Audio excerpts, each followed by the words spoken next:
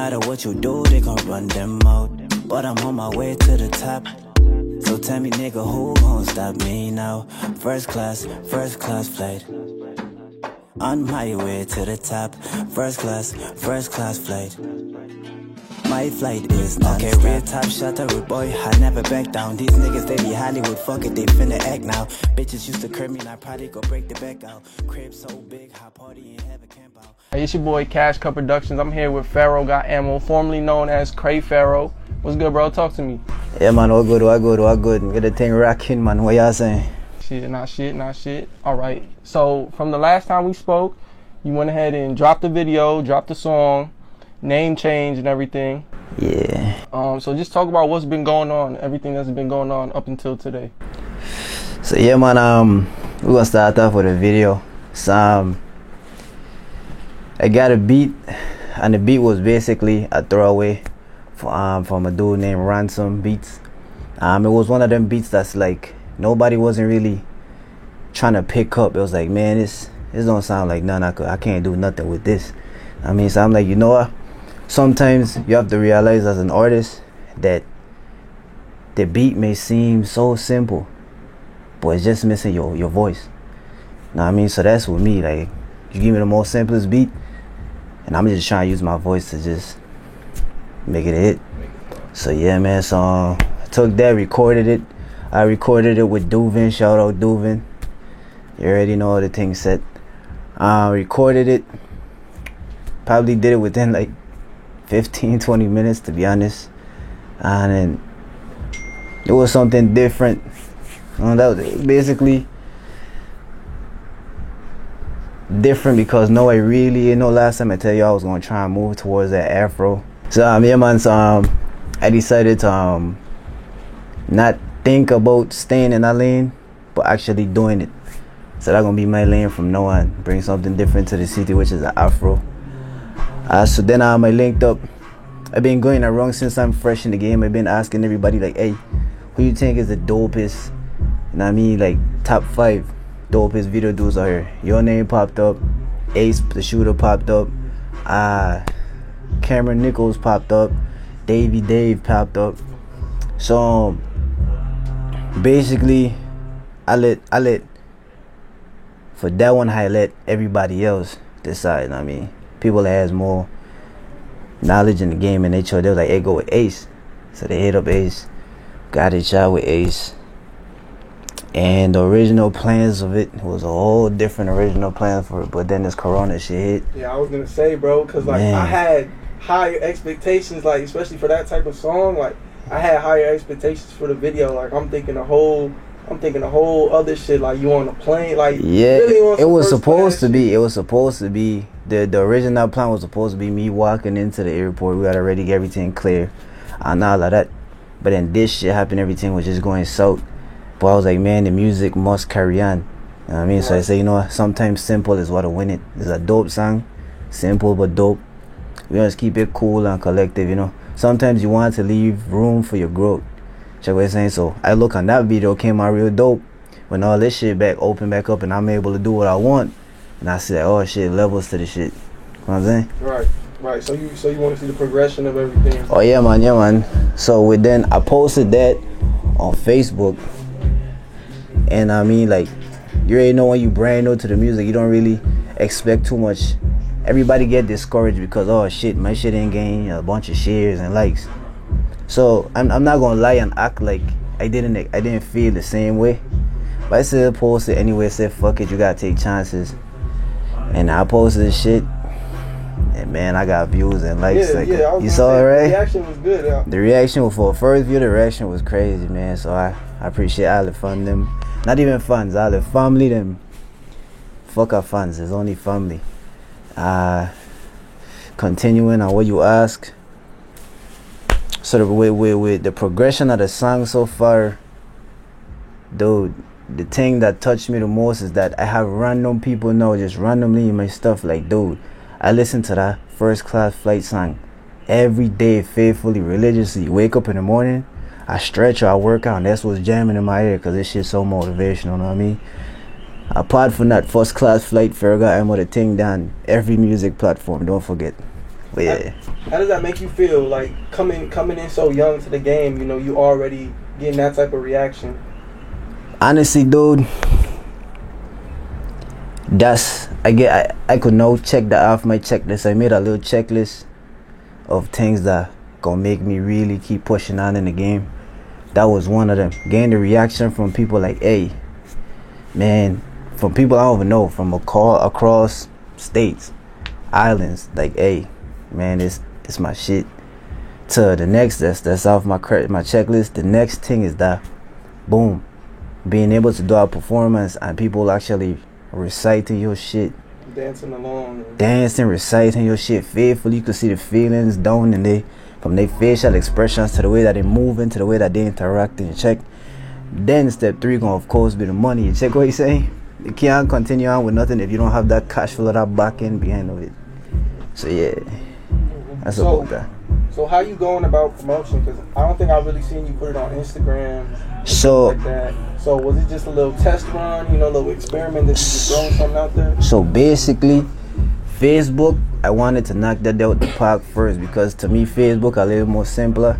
With the Instagram thing is we coming in a different direction where when I post it, one thing about people that I was asking me like, hey, like, yeah, now they been asking me, hey, bro, where can we find the song? It's okay, got that off the list. It's on every music platform. Now we got the videos. Like, damn, this video, this clip here you got is dope. Like, where can I watch the whole thing? So now we working to get a whole YouTube thing constructed. We got a little graphic art coming in tonight. It's gonna be up no later than next week. You check it. So YouTube is the next step. You know what I mean? And in the last interview, you talked about building a team, and then I'm starting to see you and DJ Fat a lot. Yeah. So honestly speaking, dog, like I always had a little team. The first person, honestly, to ever push me in terms of team, and fuck a team, family. Let's just use the word family. You check it. Was Vino the Builder. I mean, that dude been on my ass from day one. That's like my bro, you know what I mean? So it's like, he always pushed me, hey, keep going. But that's when I was really experimenting, like, damn, I could do so much time, so which one do I choose? And the last convo we had was at Burn House. He was like, hey, dude, I asked him, hey, bro, it feel awkward that I'm so versatile and everybody want music from me in all these different directions. Even though I ain't drop shit, but the people that hear the shit I drop is like, bro, I need something else. So I asked him, like, hey, what do you think I should do? Keep making this music or making this music? He like, which one you feel more comfortable with? I mean, I'm Islander, the Afro. He's like, in order to win, you gotta find your lane and stay in it faithfully. Ain't nothing wrong with, okay, boom, you hit me up and be like, hey, dog, I heard you on this rap song. You could jump on this quick for me too? Yeah, you get out your comfort zone a little bit to remind people like, hey, like this shit is easy, check. But staying in my lane, that's what I'm gonna do.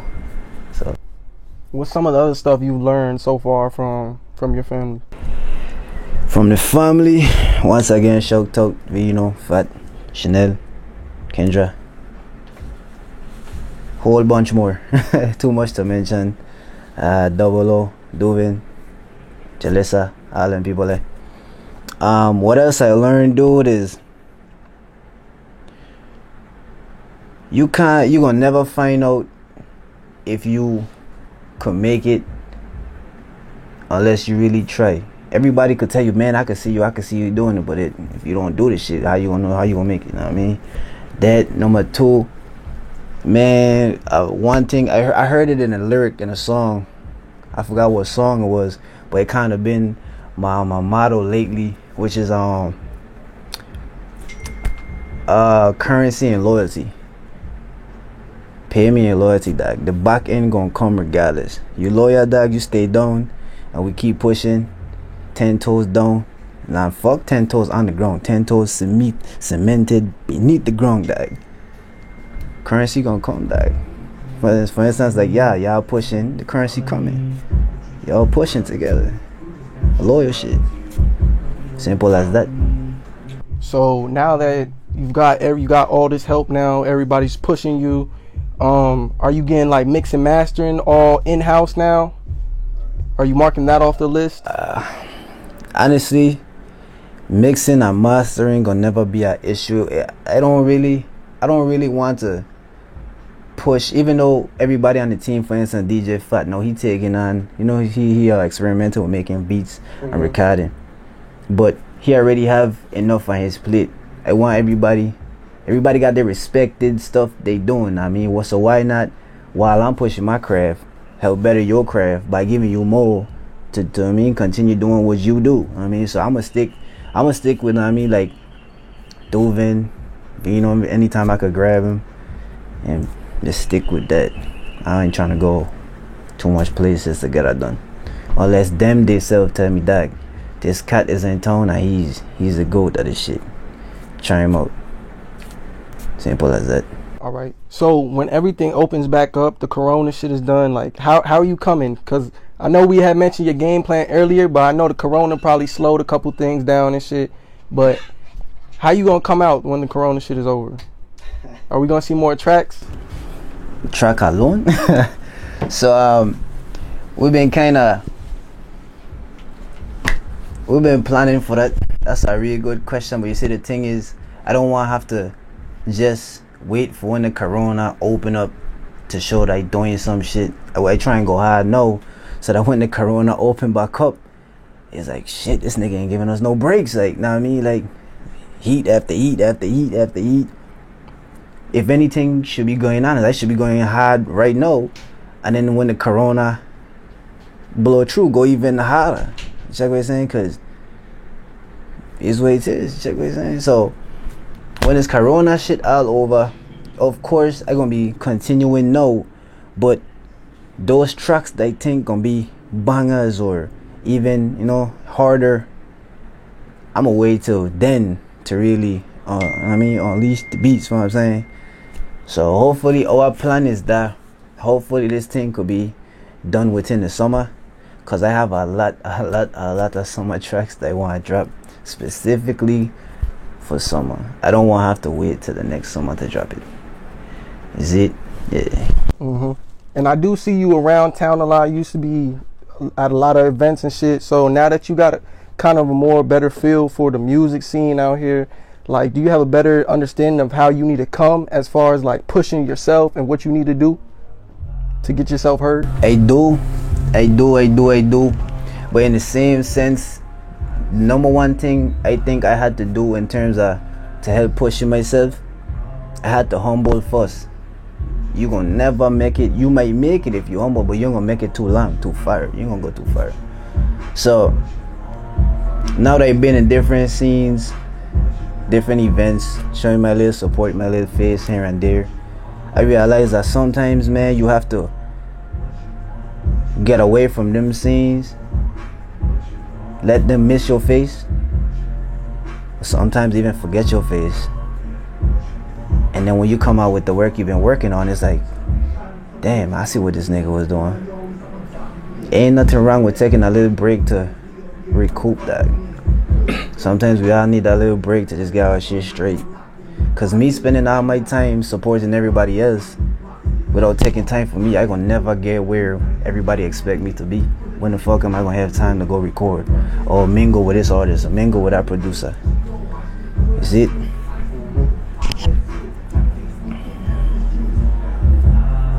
All right, so what's some extra stuff you want to let the people know about you personally? Why the name change? So basically, the name change was basically a vote. You know what I mean, I used Pharaoh Cray just to have something there. I wasn't sure of the name or where it was gonna be yet, but I mean, shit, no name person with no name never gets called. I mean, you know what I'm saying? It's deep. Think about it. It's deeper than you think. A person with no name never gets called. I could hold on to that for a little while and then boom. In the meantime, I think about what I want. Pharaoh got ammo. You see on the side of the hat said PGA. What you saying? So I gonna stick with Pharaoh got ammo. I mean, sometimes you might. How I think about names wise is like, how will it sound with a feature with an artist? I mean, would Cash featuring Drake sound dope? I mean, like, sometimes you gotta put yourself in a position with a big name. Like, can people hear? Does that sound kind of like a good feature? You know what I'm saying? So hey, people won't call me Pharaoh Got Ammo. Call me PGA. Either or, that's me. Ain't nobody else. That's it. Alrighty, it's your boy TV, Tribal Vision. Alright, so I was listening to everything y'all was talking about, you know what I'm saying? I got a good little insight. So, looking at the analytics from your first video that you didn't drop with an actual really hot song, what kind of feelings did it give you? Where do you start, dog? The first feeling it gives you, of course, is that feeling of doubt, dog. I mean, you should never have doubt. Sometimes you will have doubt, dog. Especially being brand new, not knowing what to expect, coming with a different sound in a different city that does not have this sound at all. And I said that with an exclamation point, at all. Check what I'm saying? So the first feeling was doubt, dog. Like, damn, the song dope enough, but will it be dope to this city? I mean, like, something they ain't used to. The second feeling was, of course, the adrenaline rush. Seeing things come into play. Seeing the videographer pulling up with the cameras. I mean, setting up. It's like, damn, this is really about to go down. Then, of course, the adrenaline rush carries straight into actually acting out the song. You know what I mean? Doing some stuff that gonna give you even more adrenaline rush. Like, I had to stand on an angled roof. You know what I mean? But all of that is risk you gotta take. Then, of course, when it's all said and done, that feeling of happiness is done. I like it. I'm ready for another one. You know what I mean? Simple as that. Do you feel like in that video you fully displayed the concept of your song? Like the full concept of what you wanted it to be? Of course not, due to the fact of what are going down, because a lot of the stuff that I wanted to do was shut down because of this. But Ace the Shooter delivered, and he made something that I thought was not gonna happen. So I very satisfied with it. Very satisfied. Where do you see Pharaoh Got Ammo? Where do I see myself? I remember I asked you this question before. Remember, I want to see if it's deferred. Where do you see Pharaoh Got Ammo? With the name changing now, because it's no longer Cray Pharaoh. You know what I'm saying? Where do I see Pharaoh Got Ammo? Because Pharaoh Got Ammo, the name doesn't sound like Afro. You feel what I'm saying? Exactly, but that's the thing. That's just it. I don't want to sound like an Afro artist. I want to sound like somebody that I'm just an artist. Afro is where I'm gonna keep my lane at, yeah. But I do other shit. Know what I mean? Versatile. Trust me, like, the thing is, like, if you hear, for instance, you hear a song with, let's say, a Afro artist like Davido featuring Migos, I think it's gonna catch your attention. Like, Migos on the Afro? I gotta hear this. You feel what I'm saying? You kinda gotta manipulate the game, dog. Cause trust me, you might post this on your thing and they say Pharaoh Got Ammo. There's another artist. Then they hear the accent. Oh shit! You see it? Right. You see it? Right. You gotta come in with different technique and tactic, dog. You don't wanna be like everybody else. I could have easily, simple, say something, call my name Top Dan Pharaoh. That's something more Afro, more Caribbean. Top Shatta Pharaoh. You know what I mean? Nah, Pharaoh Got Ammo. I got ammo. I can shoot at everything. Everything you give me, I got it. Bring it. You know what I mean? But back to you. Since you asked that double question, you think you slick. Where do I see myself, dog? I see myself, of course, number one, always giving thanks to God above, I mean, for bringing me wherever, if I keep going or not. But fuck it, they're gonna keep going. So, being successful, dog. Thanks. Being successful, dog. That's all I see myself going. I keep doing this music. I mean, it's like I said earlier, it's the simple little messages I get from people like, dude, I don't even, it had this one friend or one of my friends, and it made me laugh, cause she was like, man, I heard that song and it made me want to whine like an island girl. I'm like, not even that type of song to whine to, but hey, if that's what the emotion it gives you, I like it. It's positive, you know what I'm saying? So let's keep it going, like just being successful, helping put my team on, put everybody else that can on. Of course, if I was to ever make it somewhere, look back on these interviews and I was posting like, hey man, you remember these young dons I did it with? Same thing. Helping out my peoples, man. That's all it is. You know, last time we talked, you know, I remember you were in the military. So what's been going down? Yeah, man.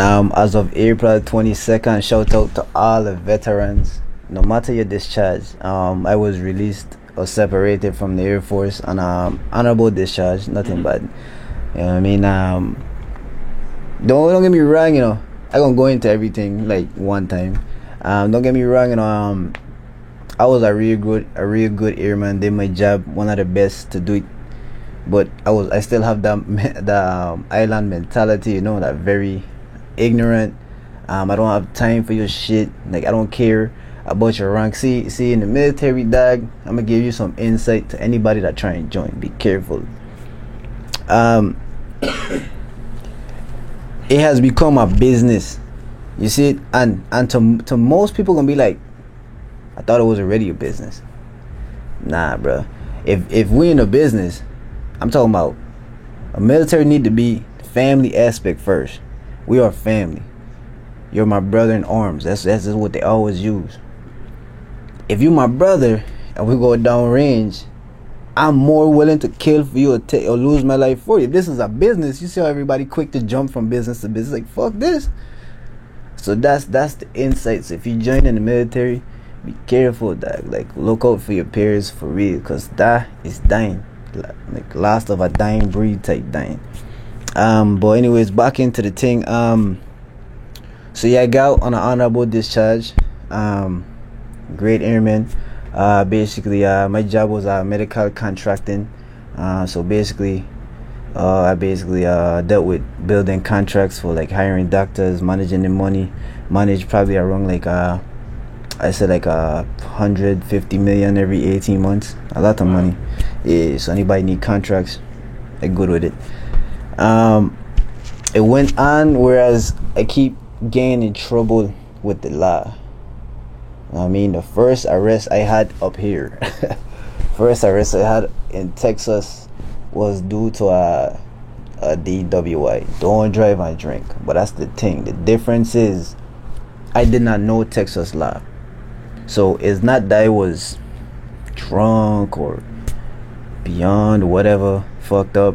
Is that I was driving, I was speeding apparently, and then when I was stopped, the officer saw a Henny bottle of pure white Henny from the Virgin Islands. Link me if you need some. And it was apparently the rule up here is that if the seal is broken, like you got DUI for that shit if you stopped with it. I mean, I was like, so the whole time I was fucking confused, like, what? If so it could be closed but the seal is broken, you know, like that little plastic seal, and you get like you get a record for that? Yeah, but I passed all of that. That's the thing. But he was being a dick. I'm gonna tell y'all from my perspective, I don't care what nobody said, it was low key on some racist shit from my perspective.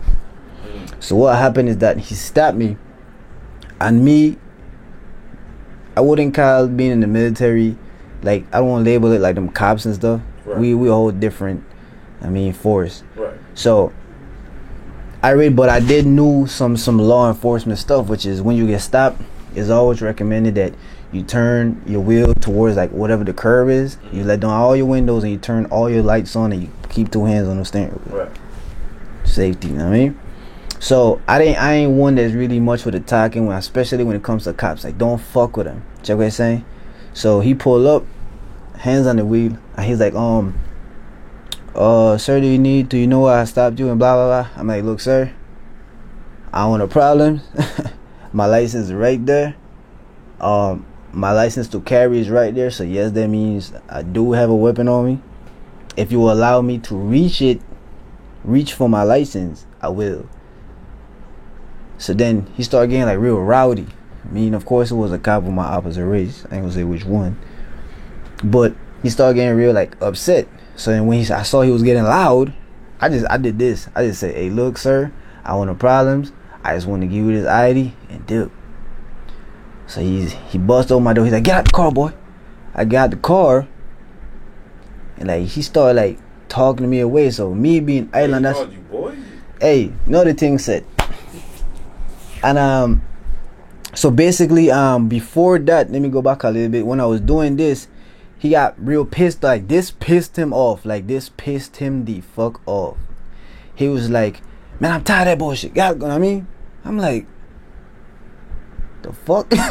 So now this surrendering? Bro, so this is going off the wire. So now he gave me the tests, the little walk back and forth, hop on a leg, turn around, all of that nonsense. And then here comes his other, like, you know what I mean, the other cop car pull up, and then they start searching my car. You know what I mean? And even though I had already informed him, cause earlier I told him that I did have a license to carry. No, that, and I had I was on my way to Houston, right. So I had a bottle of like Henny in the bag. You could see in the bag. You know what I'm saying? So I let him know. I mean, what all I got. So then here come his little cop. They bust open the car, search the car. I mean, find whatever they found, and he come running with the bottle of Hennessy. "Sir, look what I found." I'm like, so what? I already told him that. All I know, truth be told, he told me turn around, put my hands on the hood. Nah, he probably about to search me, I guess. My dude started like pointing me and cuss. So now I'm confused. Now I'm in the back of the cop car, me and him having a convo. So I'm laughing. I'm like, "You know you never read me my rights, right?" He ain't said shit. Then he was like, "Oh, I don't have to read you your rights." What? I'm like, "Yeah, you do." Yeah, you do. So then about 2 minutes go by, we driving. He started reading me the rights. I started laughing. I said, "It's too late." Facts. You didn't already cuff me. I said, "It's too late." You legally, by law, you have to read me my rights before you even put them cuffs on me. That's exactly my thing. So, and then if he said he don't have to, what's the point of doing it later on? I'm saying like 2 minutes after we already in the whip. So then I asked him another question. Cause look, I don't know if he thought I was a dummy. Mm-hmm. So I was like, "How fast you saw I was going again?" I said, "Oh, you was going all like 95. I said, "When last time he had your speedometer checked, calibrated?" I don't gotta disclose that information. Say less. Took me in jail, man, and I ain't gonna lie to you, Bexar County is pope.